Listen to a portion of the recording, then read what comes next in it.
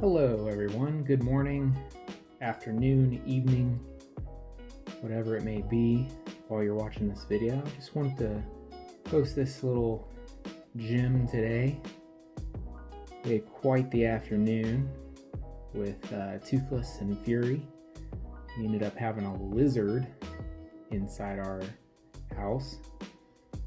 I went to go get Toothless to see if he could help me tame the lizard, but he had no interest, so I just went back. I first noticed the lizard actually when I went to open the window, and I was like taken aback when I walked up to the window and I saw the lizard actually inside the window. Usually I see him outside. We're originally not from Florida, so the first time I actually moved down here, I was so thrown off when I saw a lizard. But now I've been living here for, 3 or 4 years, and I'm kind of used to them now. Luckily, when they do get inside the house, we have the cats at our disposal, and they're usually pretty good at tracking them down and making sure that they don't get anywhere that they're not supposed to be. At this point, this lizard was hiding underneath some of this workout equipment. It looks like Fury was on the case. Sherlock Fury Holmes is what I called him. But you'll see that his nose might be not as good as it used to be here in a few moments when I end up actually discovering the lizard. And I actually discovered the lizard right there. There he is. Now at this point I'm like, Fury, you'll find him. He's kind of out in the open, right? Nope, not at all. He just walks right past him, and I let him go.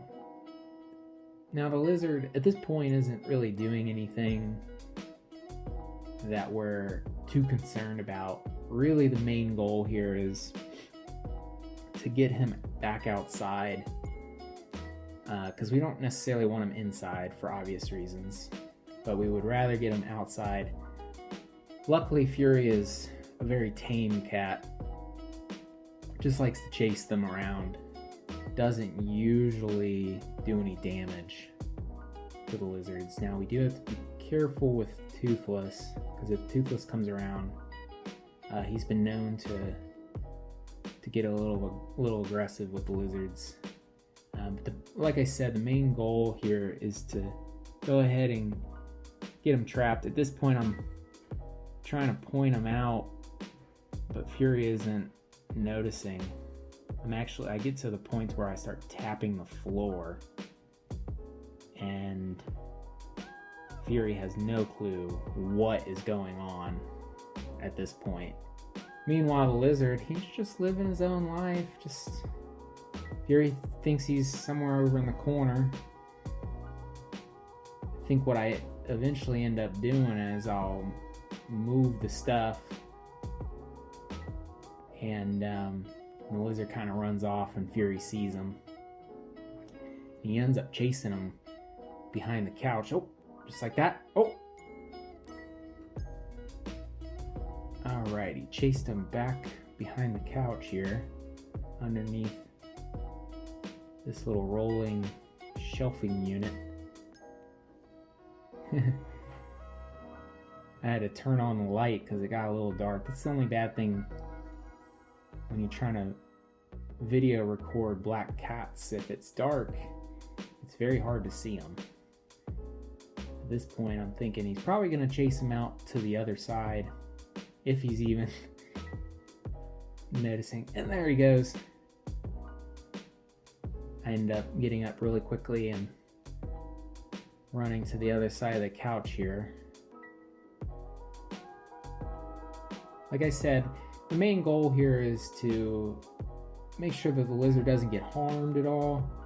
I end up calling for a cup because now that the lizard's out in the open, I just want Fury to kind of trap him under his paw, and then I can, but then that doesn't prevail because I think he ends up going underneath the couch here.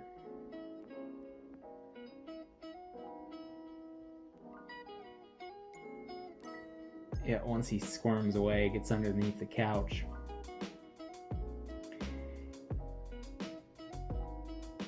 Now all that we can do at this point is, oh, and then here comes Toothless.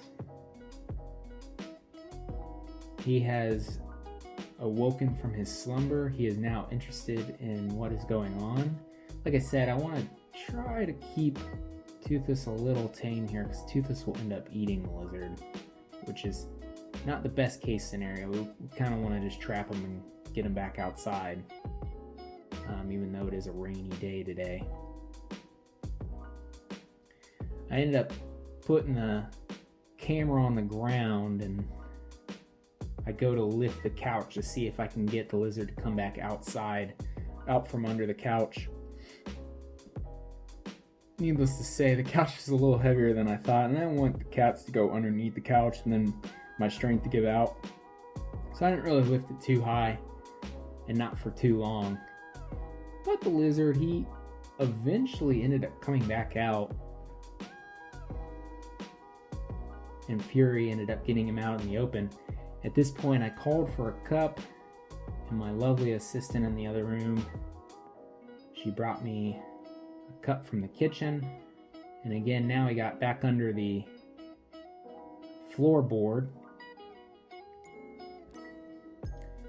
So I was waiting for Fury to hopefully scare him back out into the open.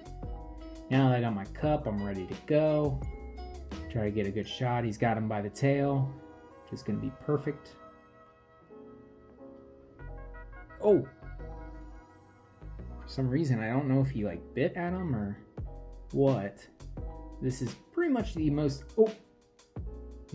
opportune time. At this point, I'm ready to get Fury out of the way.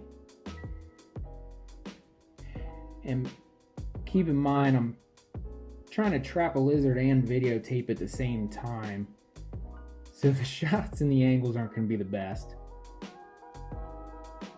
But the goal has been achieved. We ended up getting the lizard underneath the cup. Might have took a part of his tail off. I remember when I let him outside, he kind of squirmed off, and I noticed his tail was a little shorter, but I'm hoping that will grow back. And I see that there's a piece of tail maybe left inside. I ended up cleaning that up later. I didn't want the cats to get a hold of that or anything. I didn't want them to get sick. At this point, I went to the other room and got a piece of paper. Slid that underneath the cup here pretty easily. Didn't want to startle the lizard too much, so I did it nice and slow. There's his tail, you can kind of see there. It's fitting that the cup is a cup from an alligator tour. This lizard might be an ancestor of an alligator. A baby's baby of an alligator, maybe.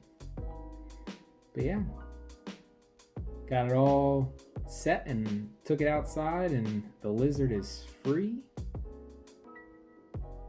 And another entertaining afternoon for Fury and Toothless. Hope you have a wonderful day. Bye.